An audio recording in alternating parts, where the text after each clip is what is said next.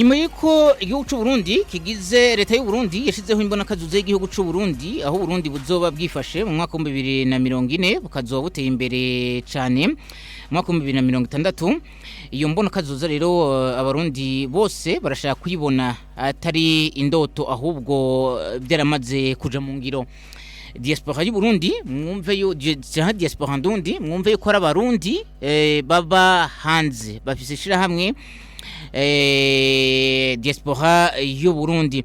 Hama rero diaspora y'u Burundi yarasizeho igomba gushiraho inguvu mu gukora ibishoboka byose ngo iyo mbona kazoza dushobore kwishika ko hakiri kare biciye mu guhimiriza abantu gukora cyane no kugwanya ubunebwe, guhindura ingendo n'inyifato, inyigisho, impano, ubumenyi, kunga ubumwe, gukoresha umwanya neza, gutuza ibiturire, kugwanya kamwana wa mama, kujana n'ibihe hamwe no kudasesagura itunga ry'igihugu.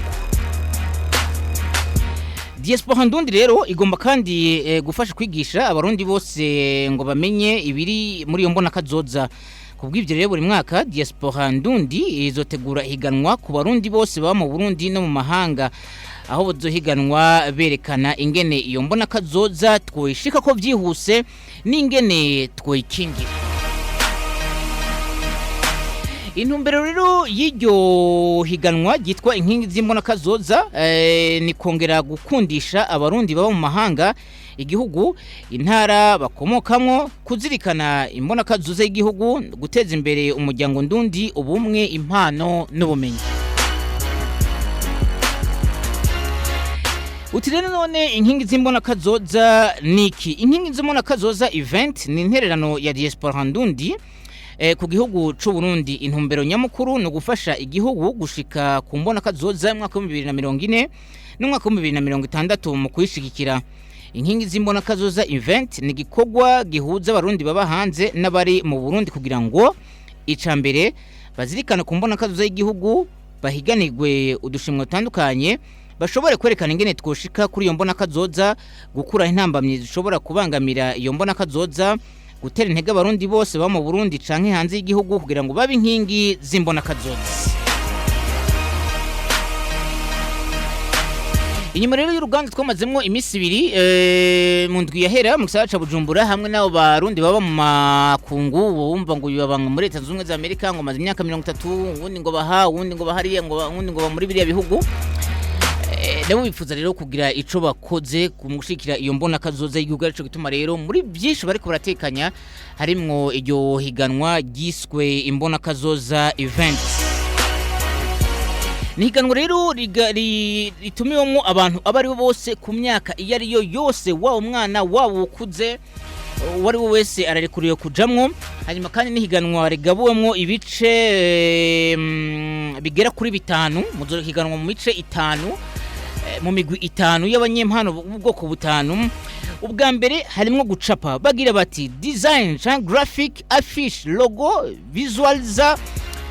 Ati kuki gucapa ari kimwe mu bisata vyatowe ngo bije mu nkingi y'imbona kazoza event. Mu bihe turimwo aho isi igenda yihuta, ishusho n'icapa nimwe mu nzira zifise inguvu zidasanzwe mu gushikira ubutumwa.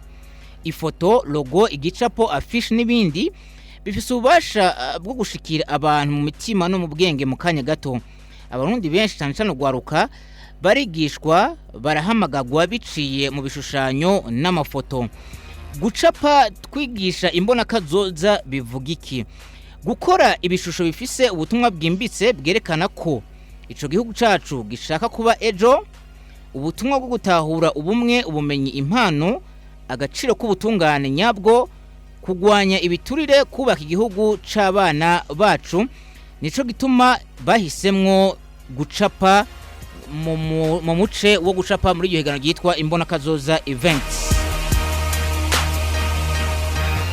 Hagacakurikira umugwi ugira kabiri aho umwe wese mu banyempano baraza kuyumvamwo muri iyo mice 5. Umuce ugira kabiri harimo kwivuga amazina, ivyese, poem, ivyivugo.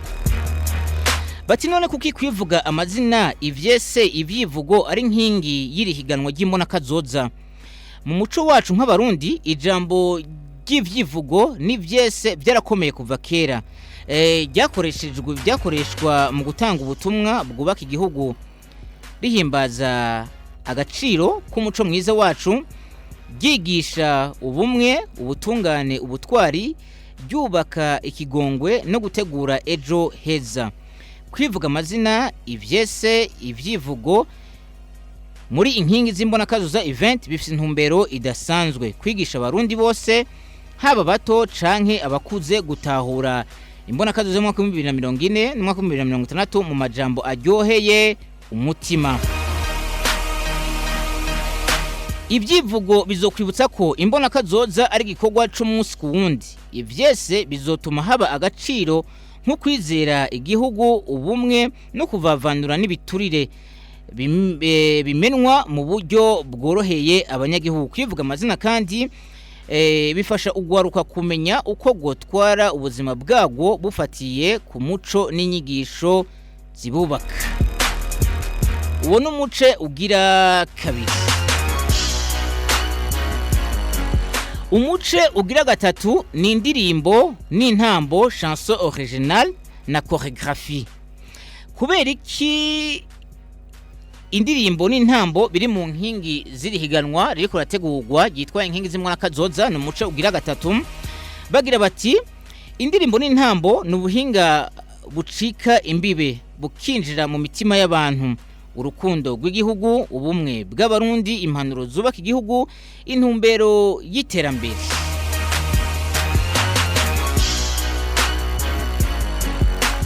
Ubugira kane harimwo gutwenza, stand up comedy canke sketch. Hano rero reka ndabihagarara ko gato. Iyo bavuze gutwenza abantu mu butuzitizo barashemwe citwa stand up comedy. Stand up comedy ni nka ya yindi ikora ba kigging, no kuvuga uraje imbere y'abantu ukaganiriza abantu kuvyo ubona canke utwistoire nk'utwo. Bitandukanye rero na théâtre, bitandukanye n'udukino. No kuvuga stand up comedy n'umuntu azuba yiyemera akaja kuri scene. Hari abantu nashatse kuvuga hano Ngozi wanashaka twemera kuri social media, ariko musi umwe bigeze kuja kuri scene mpako kurira.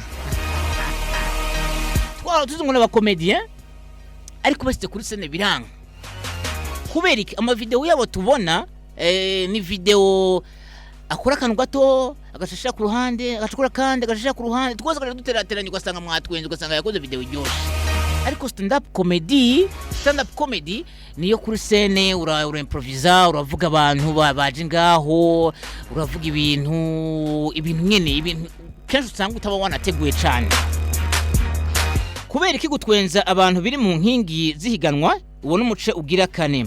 Mu buzima bwa muntu gutwenga ni uburyo bwo guhumuriza imitima, uburyo bwo kwigisha ico umuntu yobona nk'ikigoye mu buryo bworoshe, uburyo bwo kuganira ku bintu bikomeye nko guhindura ingendo n'inyifato, kugwanya ibiturire, kuzamura agaciro n'akarangamutima mu gihugu.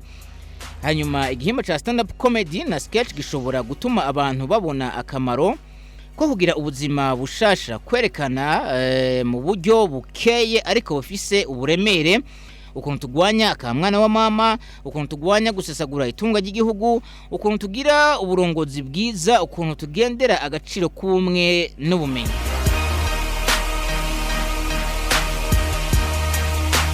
Umuce rero ugira gatanu n'udukino, pièce théâtrale.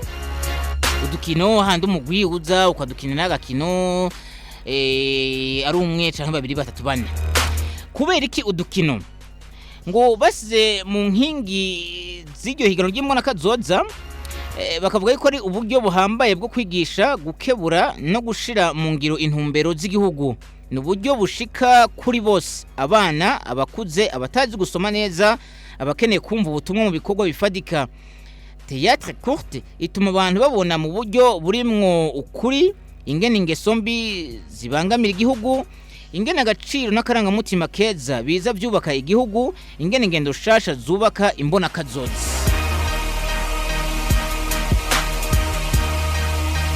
Niyo mico rero itanu wumva ufise ingabirano muri ivyo, genda wiyandikishe. Reka mukandi ntuva aho uri, wiyandikishiriza aho nyene uri. We gusa ugumize hafi aga telefone kawe, ndakubwire uko ushobora kwiyandikisha. Ukaba ufise ingabirano gucapa, ico ni cambere.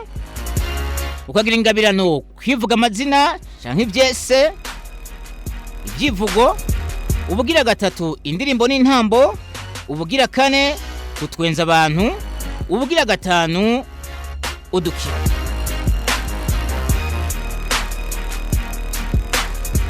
Katubanza tujya akazi kigatoya ndacabandanya na rino higanwa rikomeye cyane.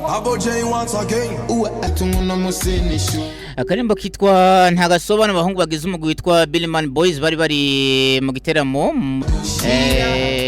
cha Independence byari byiza cyane. Hanyuma rero nemeje kubabwira ati abo bantu bose iyo mico yose nako ndababwira uko ari itanu kumvise ingabirano iyandikisha. Ariko mwumvise yuko ari higanwa tandukanye n'andi mahiganwa kubera ko ni higanwa rifise icivugo gihagaze hanene ku mbona kazoza y'igihugu. Icivugo gira kiti ndagisubiramo gatatu katarenga. Icivugo c'iryo higanwa gira kiti twubaka Burundi bw'ejo mu guhindura ingendo n'inyifato twishimikije ubumwe ubumenyi n'impano. Darisubiramwo icivugo c'iryo higanwa ni twubaka Burundi bw'ejo mu guhindura ingendo n'inyifato twishimikije ubumwe ubumenyi n'impano. Ubugira gatatu icivugo kira kiti twubake Uburundi bw'ejo mu guhindura ingendo n'inyifato twishimikije ubumwe ubumenyi n'impano. Ukumva urashobora kwandika icese, ukumva urashobora gukora akaririmbo, ukumva urashobora gucapa werekana isanamu irimwo ico civugo ciyo mbona kazoza carino higanwa kandi twubaka Burundi bw'ejo mu guhindura ingendo n'inyifato twishimikije ubumwe ubumenyi n'impano.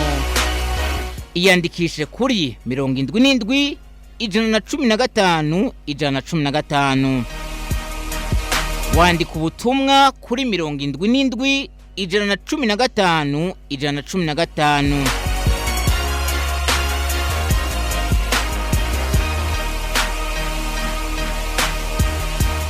Kugeza ino saha twarasabye yuko bongereza umwanya wo kwiyandikisha ariko bishobora guherana nino ndwi higanwa rizotangura mu ndwi iza mu ntara zitanu zishasha zagutse. Hanyuma rero imbere ko ndababwira amafaranga muzo muri ko murahiganirwa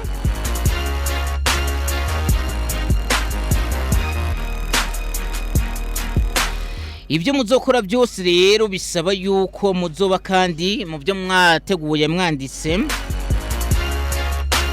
bisaba yuko muzogumana hafi ijambo rigira riti ni nka slogan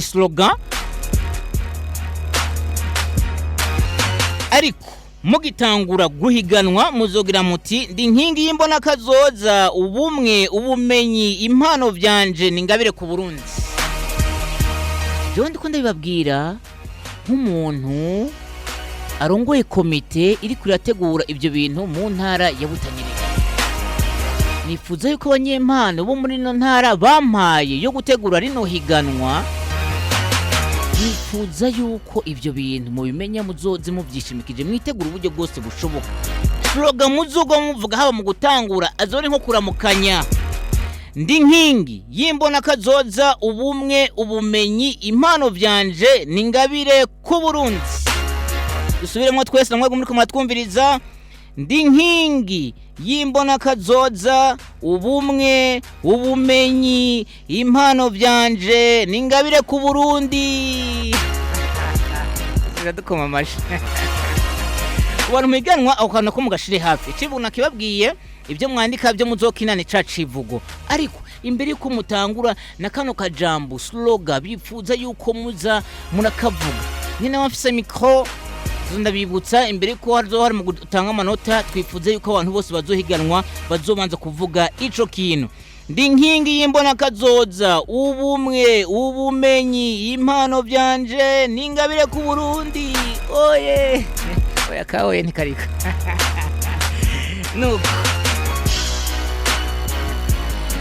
nuko rero nimero telefone nayibabwiye imigwi yo kwiyandikishamwe nayibabwiye amanota niyo ntababwira byose ndabifise hano amanota azotangwa ibyo tuzorabira ko byose birahari hano ariko mwege mwitegure muri ubwo buryo bushoboka. Wenda bibutse nti